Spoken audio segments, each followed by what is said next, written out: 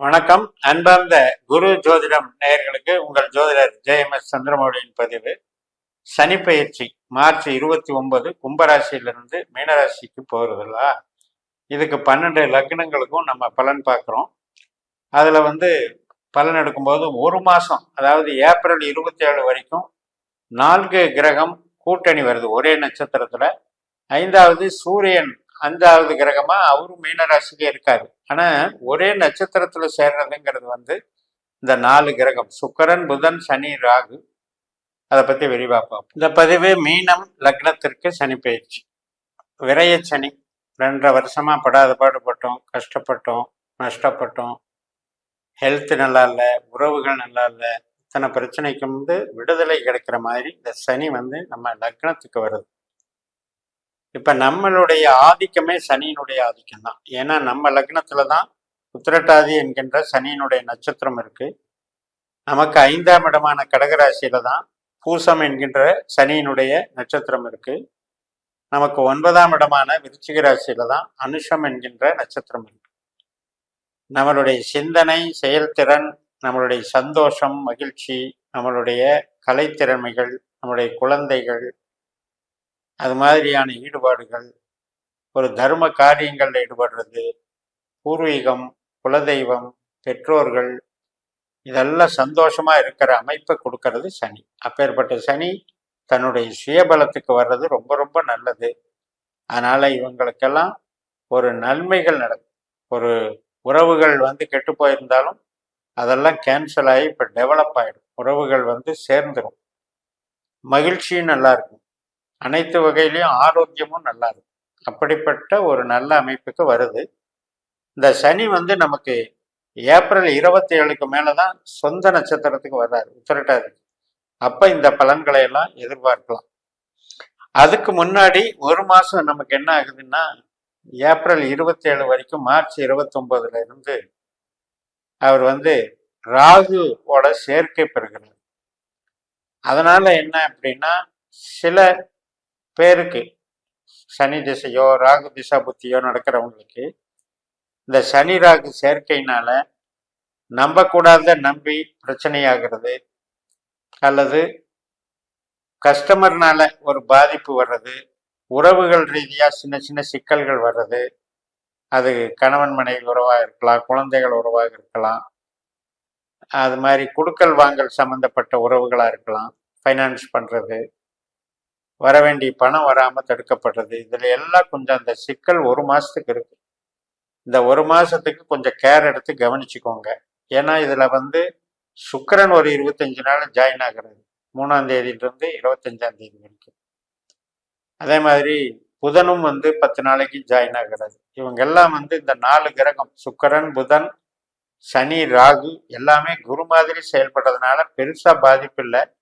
இருந்தாலும் இந்த சேர்க்கையில சில பேருக்கு ஏன் பாதிப்பு வரும்னா, அவங்க ஜாதகத்துல சுக்கிரன் திசாபுத்தி ஆகும்போது அவரு கெட்டவராக இருக்கும்போது வரும். அதே மாதிரி புதனோ ராகுவோ சனியோ இந்த மாதிரி எல்லாம் அமைஞ்சிருந்தா இந்த சிக்கல்கள் உண்டு.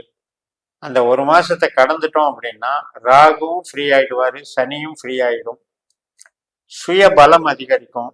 இது வரைக்கும் நடந்த ஒரு பிரச்சனைகள், ஒரு ஃபெயிலியர்ஸ், ஒரு நஷ்டம் கஷ்டங்களை எல்லாம் ஆய்வு பண்ணி பார்த்து, ஓ இதெல்லாம் தவறு, இதுதான் சரி, சரியான பாதையில நீ போகலாம் அப்படின்ற முடிவெடுத்து தன்னம்பிக்கையோடவும் மகிழ்ச்சியோடவும் உறவுகளுடைய சப்போர்ட்டோடையும் உங்களால இயங்க முடியும். நல்லபடியா உங்களை வளர்த்துக்க முடியும், சந்தோஷமாகவும் இருக்க முடியும். இப்ப உங்களுக்கு நடக்கிற திசா புத்தி என்ன பாவத்தை இயக்குதுன்னு பாருங்க. நம்மளுடைய பாஸ்கர் அஸ்ட்ராலஜி சிஸ்டத்துல உங்களுடைய ஜாதகத்தை கணிச்சு பார்த்து 12 பாவ உபநட்சத்திரங்களை கண்டுபிடிக்கணும். அதுல சனி 8ஆம் பாவ 12ஆம் பாவ உபநட்சத்திரமாக வந்திருக்கும் உங்களுக்கு மட்டும் இந்த சனி நட்சத்திரத்துல வரும்போது கெடுதல் அதிகமா செய்யும். அதனால அதை நீங்க உள்ள போய் டெப்தா பார்த்துக்கோங்க. பொதுவாகவே இந்த சனின்னு எடுக்கிறது ஆரோக்கியத்துக்கும் வளர்ச்சிக்கும் நல்லா இருக்கும். இப்ப உங்களுக்கு சனி திசையே நடக்கல அப்படின்னா சனியை பத்தி கவலைப்பட வேண்டாம். வேற திசை நடக்குதுன்னா அந்த வேற திசை என்ன திசை அப்படின்னு பார்த்துட்டு அந்த திசைக்குரிய கிரகம் இப்ப கோச்சாரத்துல நமக்கு எங்க போகுது, என்ன நட்சத்திரத்துல போகுது, அது என்ன பாவ தொடர்புகளை வச்சிருக்கு, இதை வச்சுதான் நமக்கு உண்மையிலேயே நம்ம கேள்விக்கு சரியான பதில் கிடைக்கும். அந்த மாதிரி நீங்க பயன்படுத்துங்க. இப்ப இது நாள் வரைக்கும் 2.5 வருஷமும் சனி பலத்தை இழந்திருக்காரு. நமக்கு நல்லது பண்ண வேண்டியவர் தான் சனி, கெட்டது பண்ணவே மாட்டார்.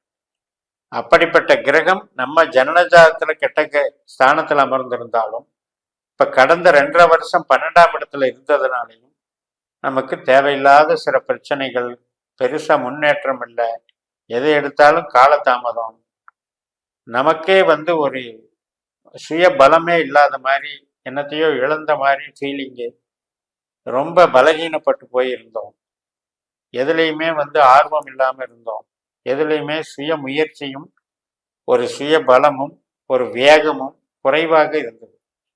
இப்ப அதெல்லாம் விலகி சனி நட்சத்திரத்துக்கே வரும்போது புதிய யுக்திகளை கையாளக்கூடிய அறிவு நம்மளுக்கு வேலை செய்யும். அதற்கு தகுந்த தொடர்புகள் நமக்கு அமையும். சூழல்கள் எல்லாம் மாறும். இப்படிப்பட்ட சூழல்கள் மாறும்போது நமக்கு உண்மையிலேயே சுய பலம் ஏற்படும், மகிழ்ச்சி ஏற்படும். இப்ப நமக்கு சனி திசா புத்தி அந்தரம் நம்ம ஜனஜாதகப்படி 2ஆம் இடமோ 6ஆம் இடமோ 10ஆம் இடமோ தொடர்பு வச்சிருந்தாருன்னா இந்த காலகட்டத்துல நமக்கு தொழில் மூலம் மகிழ்ச்சி கிடைக்கும்னு எடுத்துக்கணும். 3ஆம் இடம் 7ஆம் இடம் 11ஆம் இடம் அந்த மாதிரி நம்ம ஜனன ஜாதகத்துல சனியினுடைய பங்களிப்பு இருந்ததுன்னா இப்ப திருமணம் ஆகாதவர்களுக்கு திருமணம் ஆகிறது, குழந்தை பிறப்புக்கு உண்டான முயற்சிகள்ல வெற்றி அடைகிறது, உடன்பிறப்புகள் சம்பந்தப்பட்டதும் நண்பர்கள் சம்பந்தப்பட்டதிலையும் ஒரு நல்ல முன்னேற்றமும் மகிழ்ச்சியும் கிடைக்கிறது. இதையெல்லாம் நடத்தி கொடுப்பாரு சனி. உங்க ஜனன ஜாதகப்படி சனி 8ஆம் பாவ 12ஆம் பாவ அதிகாரியாக உபநட்சத்திரமாக வந்திருந்தால் நிச்சயம் கொஞ்சம் கவனம் எடுத்துக்கணும். நம்ம என்னதான் நல்லது பண்ணாலும் அந்த டெவலப்மெண்ட்ஸு சூழல் கொடுக்காது, அல்லது உறவுகள் நம்மளை மிஸ் அண்டர்ஸ்டாண்ட் பண்ணிக்குவாங்க, சரியான ஒரு புரிதல் இருக்காது, சோகத்துல சுகம் காணக்கூடிய அமைப்பு ஏற்படும். அதனால அதெல்லாம் கொஞ்சம் கவனிச்சுக்கணும். இல்லை எனக்கு சனி திசையே நடக்குத, வேற கிரகத்தினுடைய திசை நடக்குது, ராகு நடக்குதோ குரு நடக்குது, அல்லது வேற எந்த திசை வேணாலும் நடக்கட்டும், அப்ப நீங்க சனியை பார்த்து குழம்பிக்க வேண்டிய அவசியமே இல்லை. அந்த திசை உங்களுக்கு நடக்கக்கூடிய திசை சனியினுடைய தொடர்புல இருக்கான்னு பாருங்க. இல்லைன்னா அந்த கிரகம் நமக்கு நம்ம சொன்ன மாதிரி நம்ம ஜாதகத்தை கணிச்சு வச்சுக்கிட்டு 12 பாவத்துல எந்த பாவத்தை இயக்குற திசையா இருக்குன்னு பார்த்தீங்கன்னாலே உங்களுக்கு தெரிஞ்சிடும். அதுல உங்களுக்கு 2, 6, 10ன்னா தொழில் நல்லா இருக்கும், 3, 7, 11ன்னா உறவுகள் நல்லா இருக்கும், 4, 8, 12 அப்படின்னா உறவுக்கும் நல்லா இருக்காது, தொழிலுக்கும் நல்லா இருக்கும். அப்போ ஒரு பிரச்சனை நடக்குதுன்னா அது நம்மளுடைய ஜனனஜாதத்தினுடைய திசாபுத்தியினுடைய அடிப்படையில் நடக்குதுன்னு புரிஞ்சுக்கிட்டு ஒரு தடவை நீங்க இதை மாதிரி கால்குலேட் பண்ணி என்ன குறிகாட்டிகள்னு எடுத்துக்கணும்.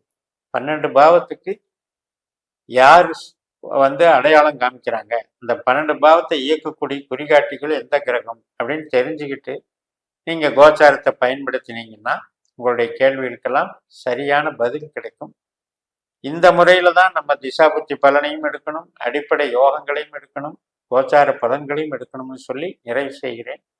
இந்த சேனலை சப்ஸ்கிரைப் பண்ணுங்க, ஷேர் பண்ணுங்க.